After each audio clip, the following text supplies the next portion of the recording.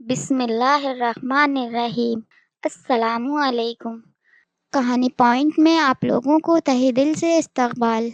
وہ ڈرتے ڈرتے جانوروں کے کمرے کے اندر داخل ہو گئی، جہاں سے اسے اپنے نام کی پکار سنائی دی تھی۔ کون ہے وہاں؟ اس نے کانپتی ہوئی آواز میں پوچھا، لیکن دوسری طرف سے کوئی بھی جواب موصول نہ ہوا۔ اسے اس وقت شدید ڈر لگ رہا تھا، اس کا پورا جسم خوف سے کانپ رہا تھا۔ وہ ویسے بھی بہت ڈرپوک لڑکی تھی، چھوٹی چھوٹی بات پر ڈر جاتی تھی، یہ تو پھر اتنی بڑی بات تھی۔ دیکھو جو کوئی بھی ہے، خدا کے لیے میرے سامنے آ جاؤ، ورنہ میرا دل خوف سے بند ہو جائے گا، نازیہ نے دوبارہ کہا، لیکن اس بار پھر اسے دوسری طرف سے کوئی جواب موصول نہ ہوا۔ اس سے پہلے کہ وہ دروازے سے باہر نکل جاتی، اسے اپنے نام کی پکار پھر سے سنائی دی۔ اس بار پکارنے والے کی آواز کافی موٹی تھی، یوں لگ رہا تھا جیسے وہ کسی مرد کی آواز ہو۔ نازیہ نے وہ آواز پہچاننے کی کوشش کی، لیکن یہ آواز اس کے پورے خاندان میں سے کسی کی بھی نہیں تھی۔ نازیہ کا پورا جسم پسینے میں شرابور ہو گیا تھا، اسے لگ رہا تھا کہ اس کا دل اس کا سینہ چیر کر باہر نکل آئے گا۔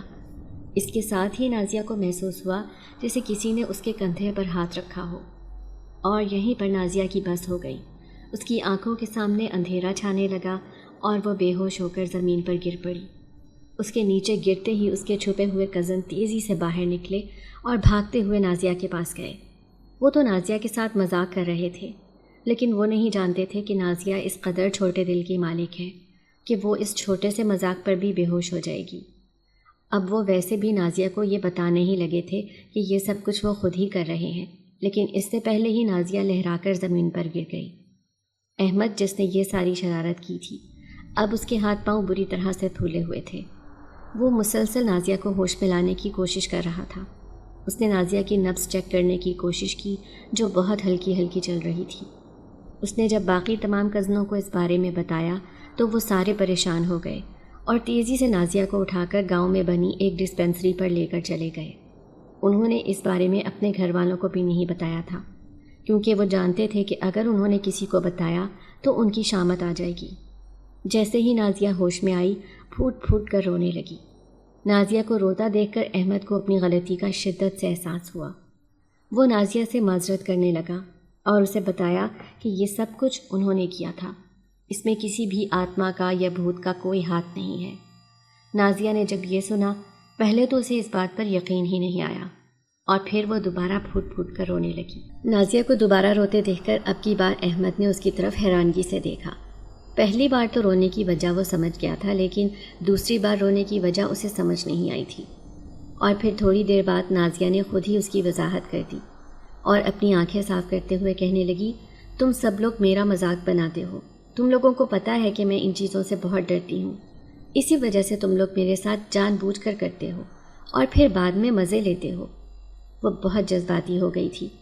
احمد نے دوبارہ نازیہ سے معافی مانگی اور اس سے وعدہ کیا کہ وہ اب ایسی حرکت کبھی بھی نہیں کرے گا، اور پھر نازیہ کی منتیں ترلے کرنے کے بعد آخر کار انہوں نے اسے منا ہی لیا اور اس سے وعدہ بھی لے لیا کہ وہ گھر میں کسی کو بھی نہیں بتائے گی۔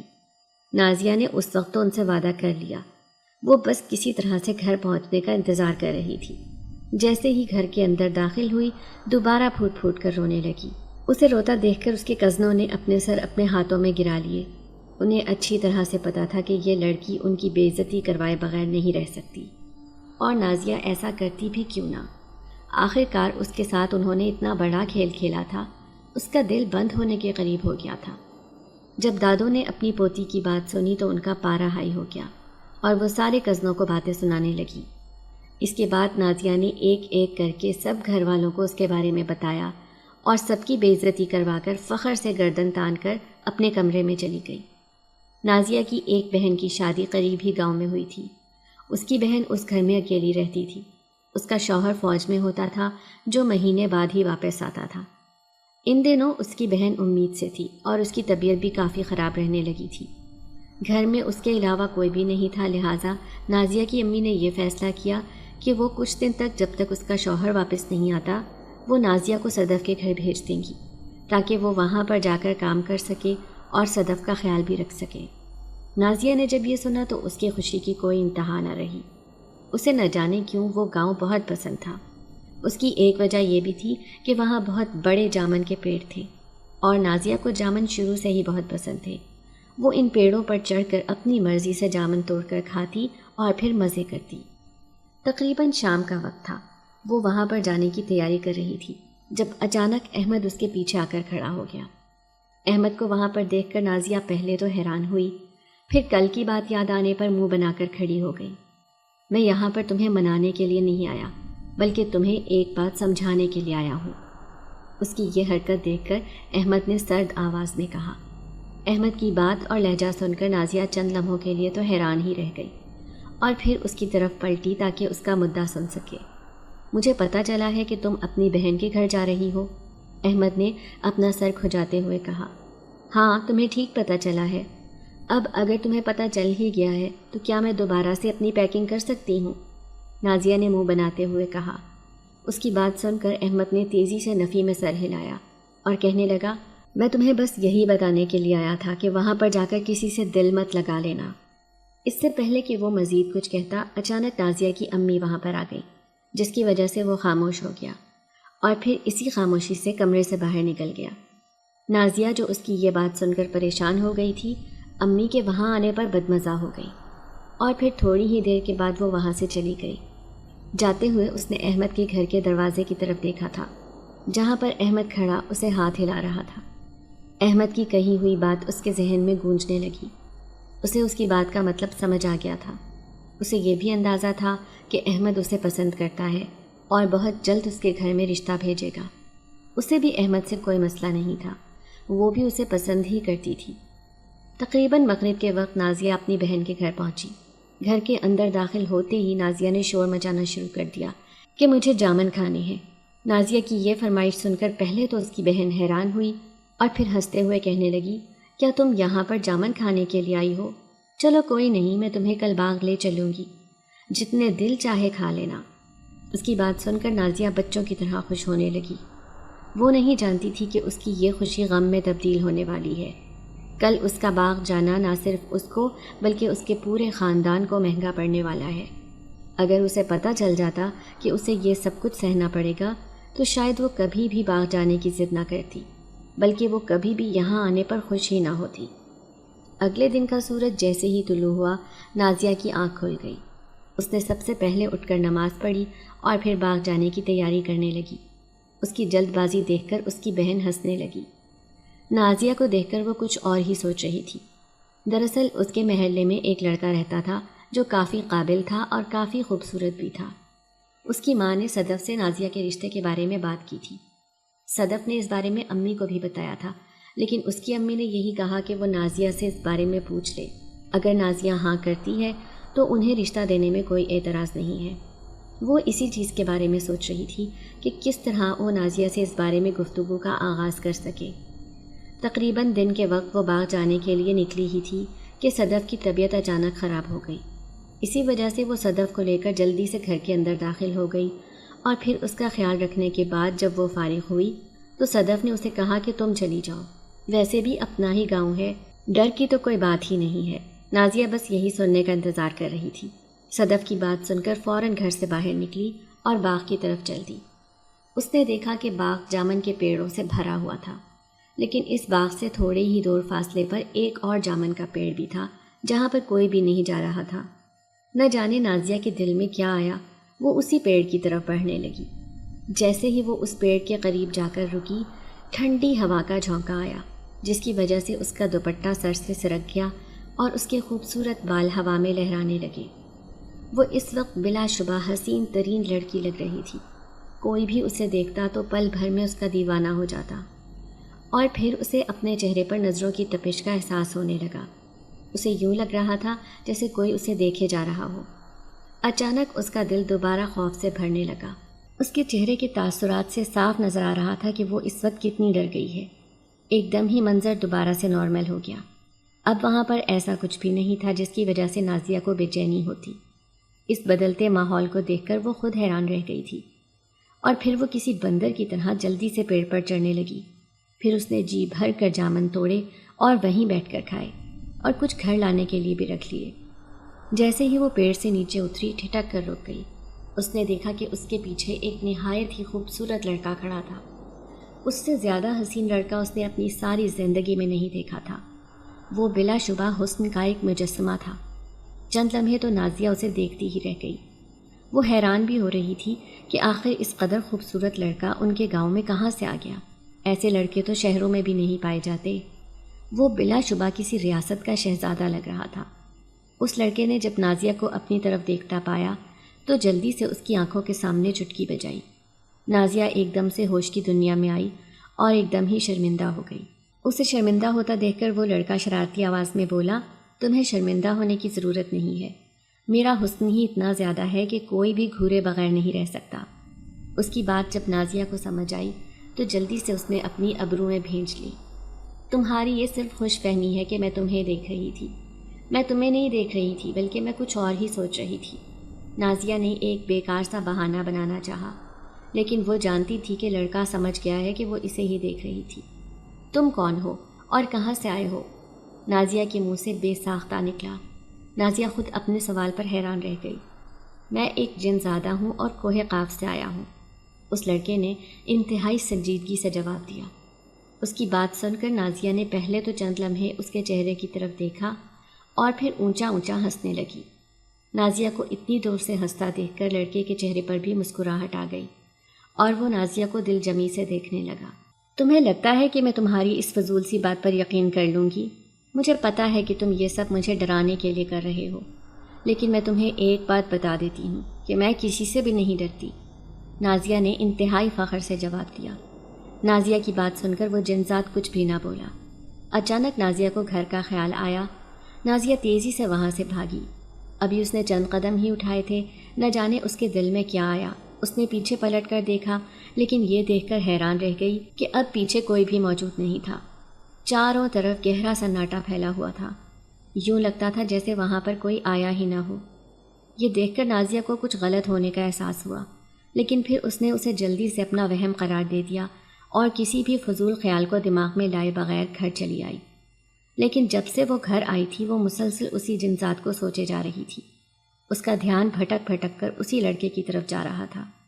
وہ نہیں جانتی تھی کہ یہ اس کے حسن کا جادو ہے یا ویسے ہی اس لڑکے میں کوئی کشش ہے۔ توبہ توبہ، یہ میں کیا کر رہی ہوں؟ مجھے نہیں بھولنا چاہیے کہ میں نے احمد کو زبان دی ہوئی ہے، نازیہ نے خود کو ڈانٹتے ہوئے کہا۔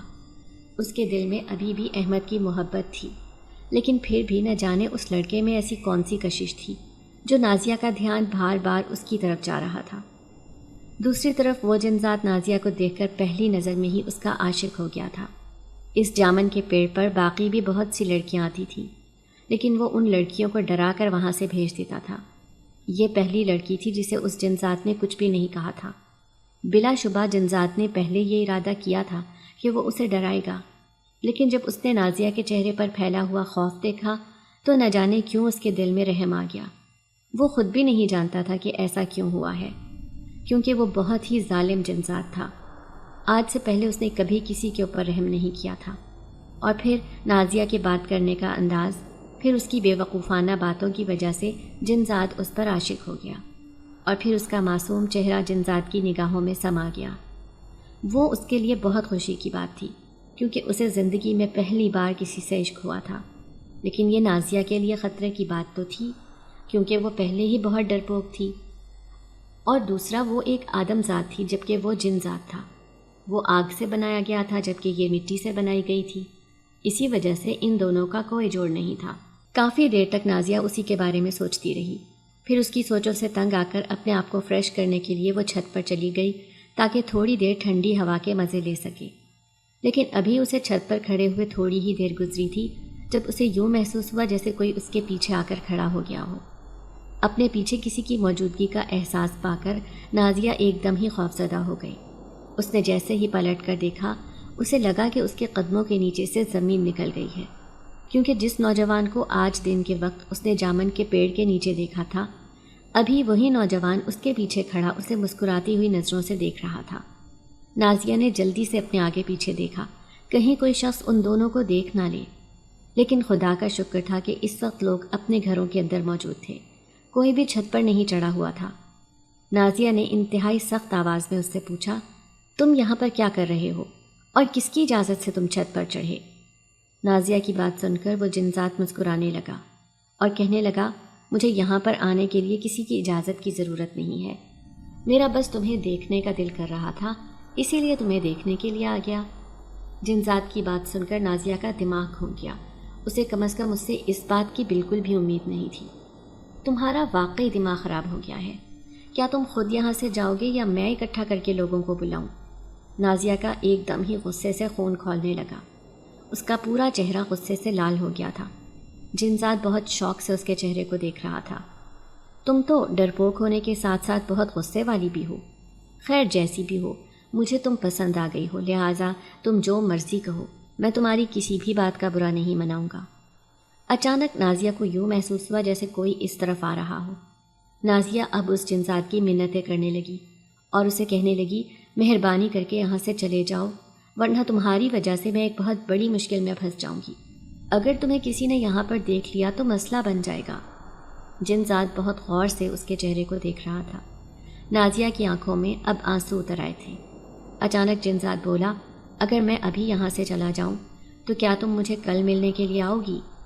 اس کی بات سن کر نازیہ چند لمحوں کے لیے خاموش ہو گئی اور پھر اس کے چہرے کو دیکھنے لگی جہاں پر ایک عزم موجود تھا۔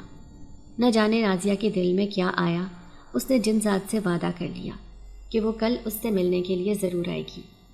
اچانک جنزاد وہاں سے چھلانگ لگانے ہی لگا تھا، اسے نازیہ کا خیال آ گیا اور وہ گھر کے پچھلی جانب لگے پائپ کی مدد سے نیچے اترنے لگا۔ نازیہ جو اسے چھلانگ لگاتے ہوئے دیکھ کر ایک دم ہی خوفزدہ ہو گئی تھی، سکھ کی ایک سانس لی، لیکن فی الحال وہ جنزاد کے لیے فکر مند تھی کہ کہیں ایسا نہ ہو وہ گر جائے۔ اگر وہ گرتا تو الزام نازیہ پر ہی آتا اور وہ نہیں چاہتی تھی کہ رات کے اس پہر اس کی وجہ سے کوئی تماشا بنے۔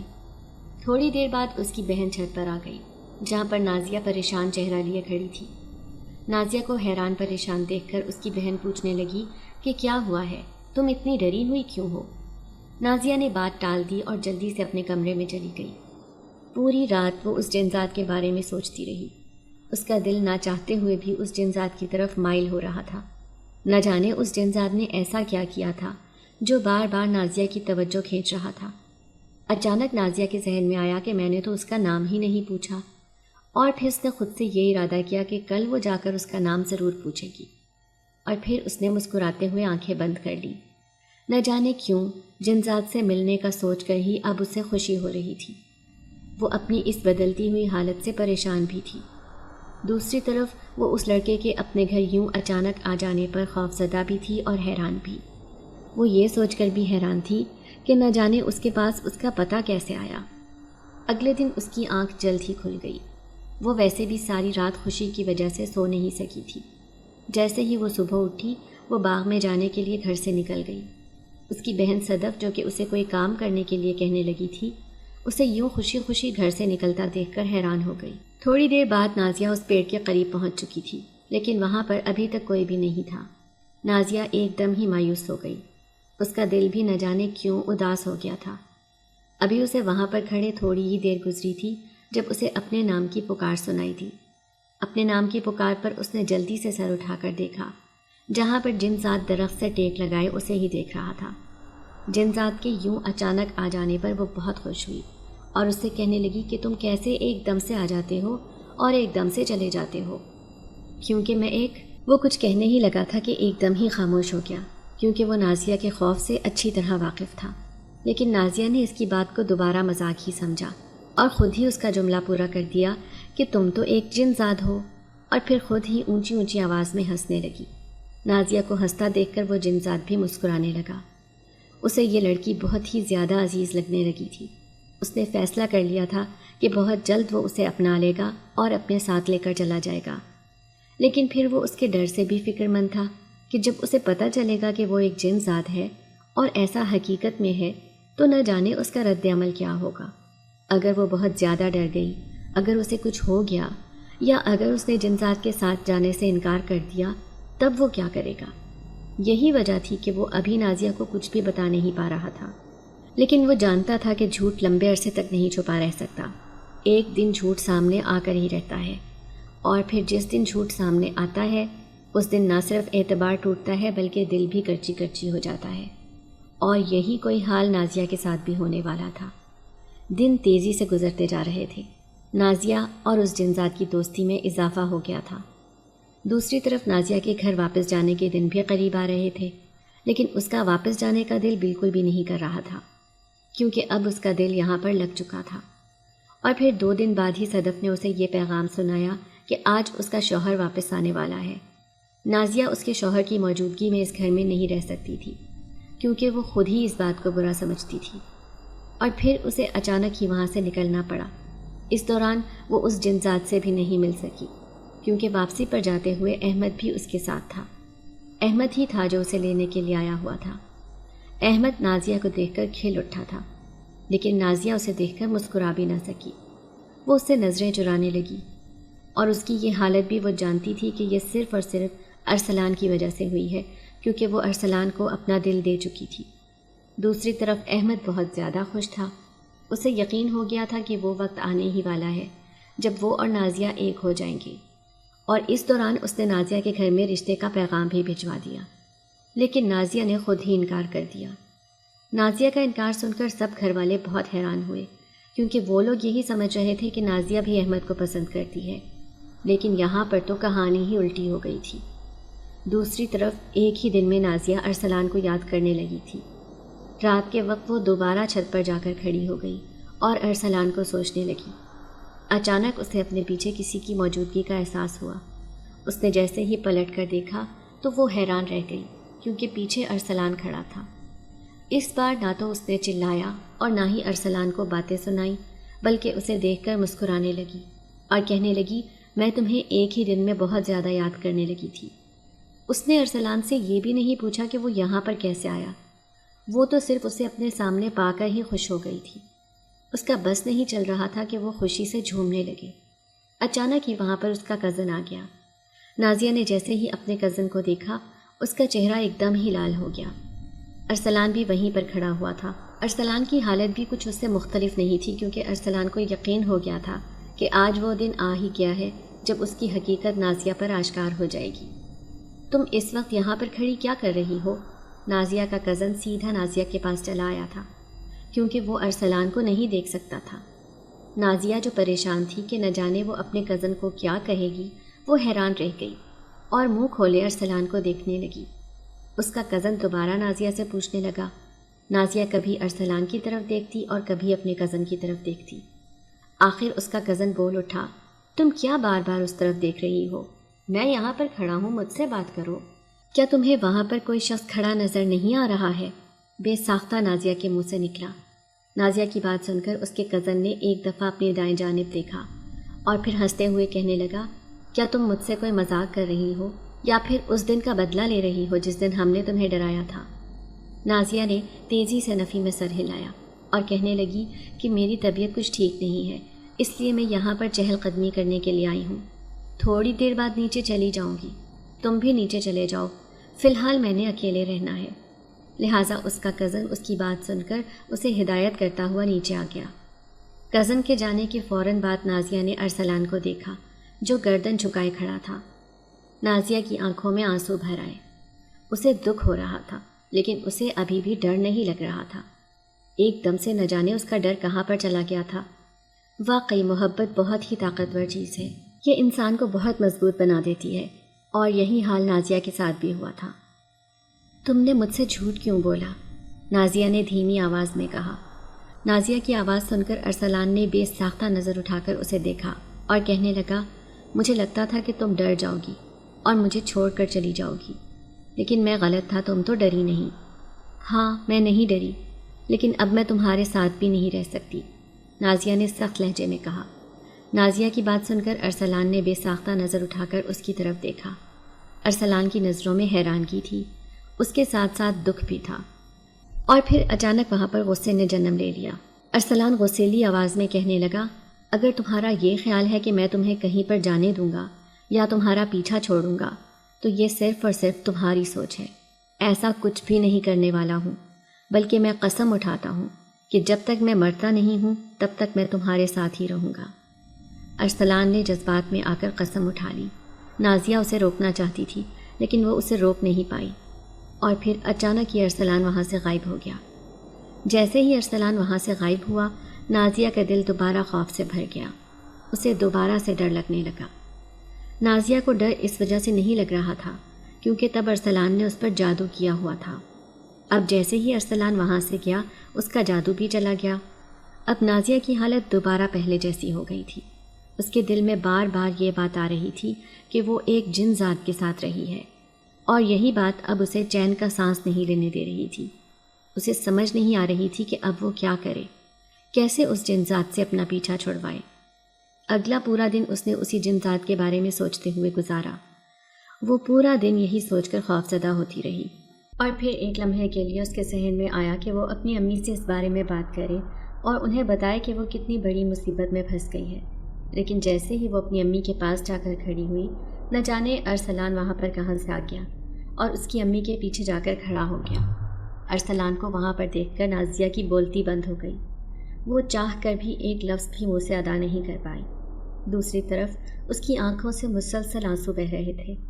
نازیہ کو یوں روتا دیکھ کر اس کی ماں پریشان ہو گئی اور اس سے پوچھنے لگیں کہ کیا ہوا ہے، لیکن نازیہ ایک بھی لفظ کہے بغیر مسلسل روئے جا رہی تھی۔ دوسری طرف ارسلان جان گیا تھا کہ یہ لڑکی اس کی حقیقت جان گئی ہے اور اس سے خوفزدہ بھی ہو گئی ہے، لہٰذا اب وہ ضرور اس کے پاس سے بھاگنے کی کوشش کرے گی۔ اس لیے وہ کوشش کر رہا تھا کہ وہ نازیہ کو کوئی بھی ایسا موقع نہ دے جس میں نازیہ اس پر وار کر سکے۔ نازیہ نے آنکھیں بند کر لیں اور کچھ بولنے ہی لگی تھی جب اس کے کانوں میں سرگوشی ہوئی۔ پیاری لڑکی، ذرا آنکھیں کھول کر تو دیکھو۔ نازیہ نے جلدی سے آنکھیں کھولیں۔ اس نے دیکھا کہ جن ذات نے ایک تیز ہتھیار اس کی ماں کی گردن پر رکھا ہوا تھا، جس کی چمک نازیہ کو بخوبی دکھائی دے رہی تھی۔ وہ اسے صاف دھمکی دے رہا تھا کہ اگر اس نے کچھ بھی کہنے کی کوشش کی تو وہ اس کی ماں کی جان لے لے گا، اور یہاں پر نازیہ کی ہمت جواب دے گئی اور اس کی آنکھوں کے سامنے اندھیرا چھانے لگا۔ وہ بے ہوش ہو کر زمین پر گر گئی۔ جب اسے ہوش آیا تب وہ اپنے کمرے میں اکیلی لیٹی ہوئی تھی۔ اس نے اٹھنے کی کوشش کی لیکن کمزوری کی وجہ سے نہیں اٹھ سکی۔ اس نے اپنے دائیں طرف دیکھا جہاں پر وہ جن ذات بیٹھا ہوا تھا۔ جن ذات کو وہاں پر دیکھ کر نازیہ کا خون خشک ہو گیا۔ اس نے جلدی سے خوف سے اپنی آنکھیں بند کر لیں۔ نازیہ کی یہ حالت دیکھ کر جن ذات کو بہت دکھ ہو رہا تھا، کیونکہ پہلے کبھی نازیہ نے اس کے ساتھ یہ برتاؤ نہیں کیا تھا۔ نازیہ ہمیشہ ہی اس سے بہت محبت سے بات کرتی تھی اور ہمیشہ ہی اسے محبت سے دیکھتی آئی تھی۔ آنکھیں کھولو اپنی، جن ذات نے سخت آواز میں کہا۔ جن ذات کی بات سن کر نازیہ نے تیزی سے نفی میں سر ہلایا۔ اس کے انکار کی دیر تھی جب اسے یوں محسوس ہوا کہ کسی نے اس کے کندھوں پر بہت بڑا بوجھ رکھ دیا ہو۔ تکلیف کے مارے اس کے منہ سے چیخیں نکلنے لگیں اور اس نے جلدی سے آنکھیں کھول دیں۔ جیسے ہی اس نے اپنی آنکھیں کھولیں وہ بوجھ بھی ہٹ گیا۔ سامنے جن ذات کھڑا مسکرا رہا تھا۔ وہ بہت ہی کمینی مسکراہٹ تھی، جیسے وہ نازیہ کو یہ احساس دلانا چاہ رہا ہو کہ تم جو مرضی کر لو لیکن میں پھر بھی تمہیں حاصل کر کے ہی رہوں گا۔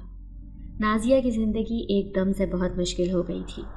اب اسے اس جن ذات سے محبت نہیں رہی تھی، بلکہ اب اسے اس جن ذات سے گھن آنے لگی تھی۔ وہ یہی کوشش کرتی کہ وہ اس جن ذات کے پاس نہ جائے اور نہ ہی وہ جن ذات اس کے سامنے آئے، لیکن جتنا وہ اس سے دور جانے کی کوشش کرتی تھی وہ اتنا ہی نازیہ کے قریب آتا اور اس سے باتیں کرنے کی کوشش کرتا تھا۔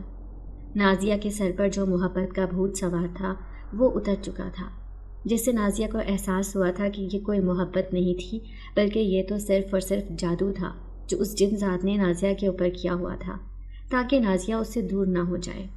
اور پھر جیسے ہی اس جن ذات کی حقیقت نازیہ کو معلوم ہوئی، اسی دن وہ جادو بھی ٹوٹ گیا، اور پھر اس دن ان دونوں کے درمیان دلوں کی ٹوٹی ہوئی کرچیوں کے سوا کچھ بھی نہ بچا۔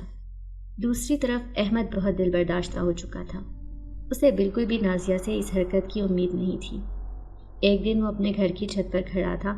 جب اس نے دیکھا کہ نازیہ بھی چھت پر چڑھ گئی ہے تو وہ اس سے بات کرنے کے لیے تیزی سے بھاگا، لیکن اسے دیکھ کر نازیہ فوراً سے چھت سے نیچے چلی گئی، کیونکہ وہ احمد کا سامنا نہیں کرنا چاہتی تھی۔ نہ جانے کیوں وہ احمد سے نظریں نہیں ملا پا رہی تھی۔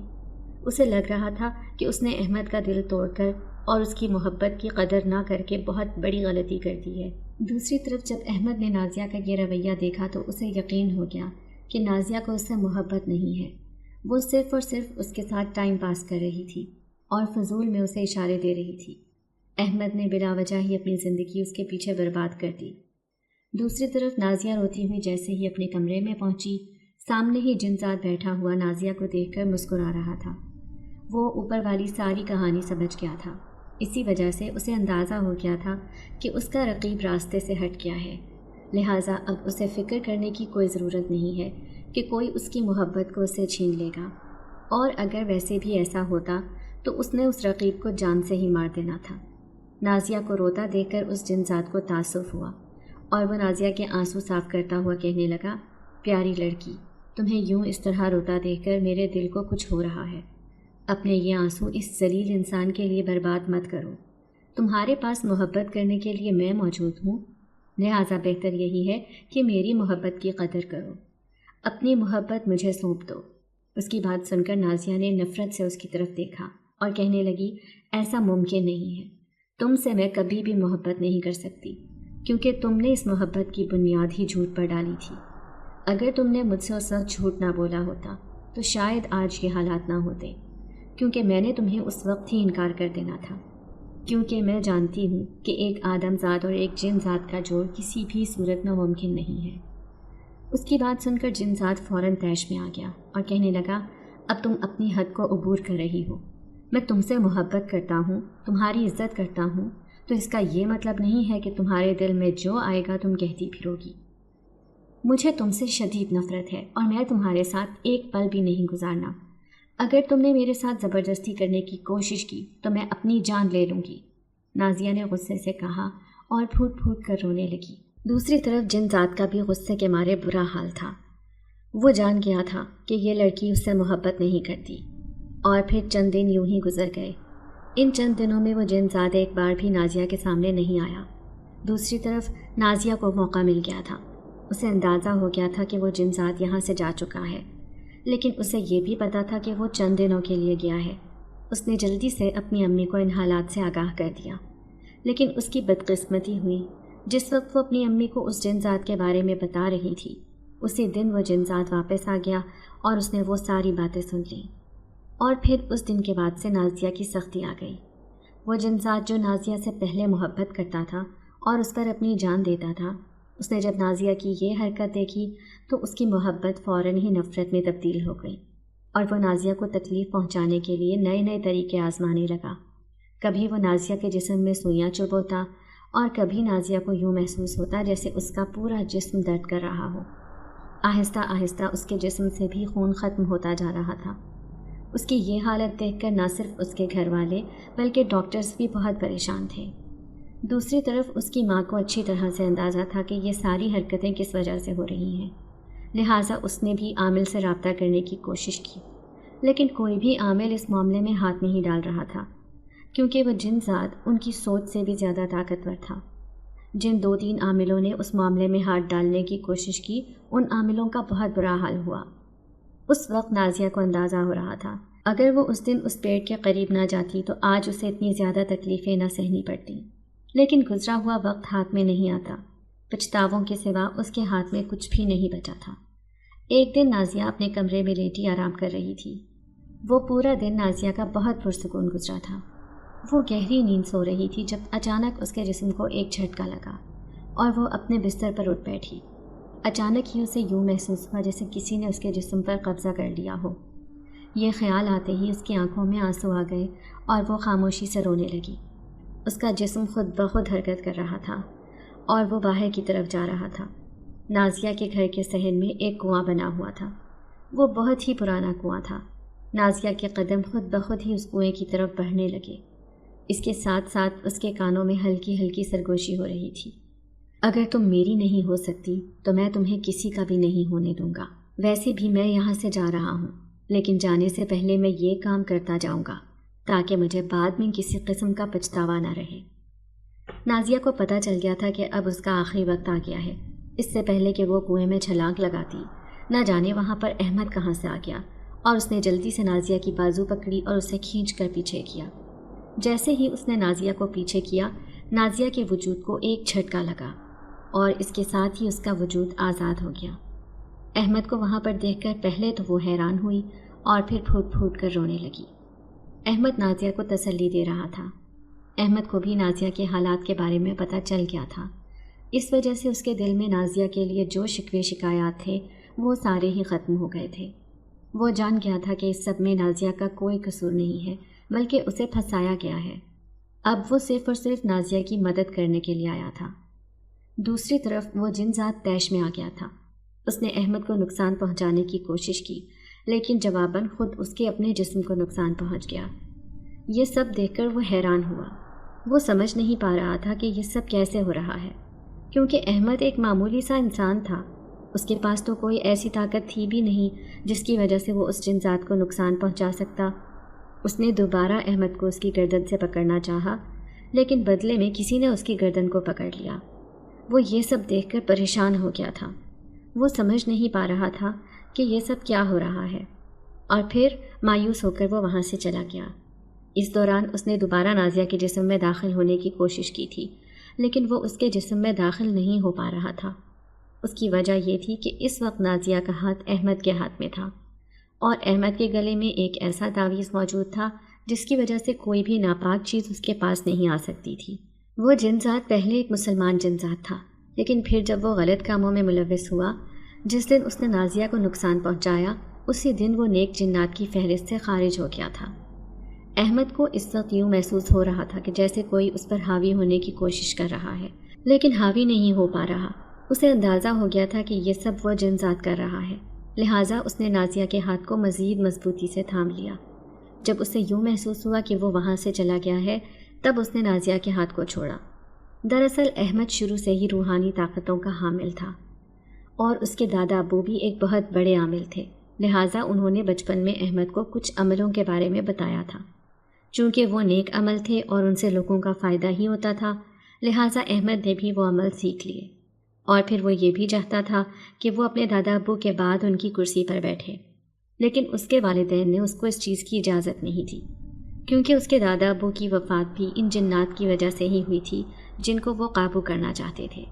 چونکہ عمل الٹا ہو گیا تھا، اس لیے وہ جنات ان کے ہاتھ سے نکل گئے اور پھر دادا ابو کو بھی مار دیا تھا۔ دن تیزی سے گزرتے جا رہے تھے۔ نازیہ کی حالت دن بدن مزید بگڑتی جا رہی تھی۔ اس دوران احمد وہ عمل کر رہا تھا جس کی مدد سے وہ نازیہ کا ان جنات سے پیچھا چھڑوا سکتا تھا، لیکن وہ عمل بہت ہی مشکل تھا۔